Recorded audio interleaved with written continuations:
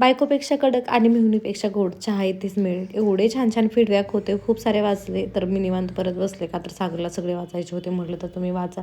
तर सगळ्यांनी खरंच खूप छान फीडबॅक दिला. तर आम्ही सर्व चहा पितो इथे. पण गेल्या जेव्हा ओपनिंग झालं तेव्हा आम्ही आलो होतो. तिथला चहा खरंच खूप छान आहे. सागरला तर बाहेरचा चहा कुठलाही खूप आवडतो, का तर ते गेले ना कुठं पण चहा प्यायला थांबतातच. मग मी पण त्यांच्या नादाने आज थांबले होते.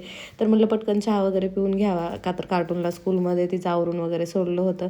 त्यानंतर म्हटलं आज गुरुवार आहे, आपण सामान घेऊन जायचं आहे. त्यातनं श्रीला सोडताना मी एक चॉकलेट ठेवली होती माझ्यापाशी, म्हणजे तिला बाकीच्या दिल्या होत्या. तर ती खाताना सागरने बघितलं. मग ते म्हणले मला, तर मी म्हटलं नाही तुमच्यासाठी नाही. तर मी फुलं घेतली, पानं घेतली, पूजेचं जे जे सामान नव्हतं ते घेतलं. आणि थंडी खूप आहे, म्हटलं चला बॉडी लोशन पण घ्यावं. घरी गेले आणि पूजा मांडायला सुरुवात केली. त्यानंतर कार्टूनला पण घ्यायला जायचं होतं. तर सागरला म्हटलं तुम्हीच जा, मी आज येत नाही, का तर मला घरामध्ये खूप आवरायचं राहिलं आहे आणि मला खिचडी पण बनवायची राहिली होती. तर माझी पटकन पूजा वगैरे आवरून घेतली आणि पटकन खिचडी बनवायला घेतली. मस्त अशी खिचडी एन्जॉय केली आणि कार्टूनचा होमवर्क घ्यायला चालू केलं, का तर सागर गेले आणि खूप छान शिकवत होती मला आज, नाही का मम्मा असं केलं तसं केलं.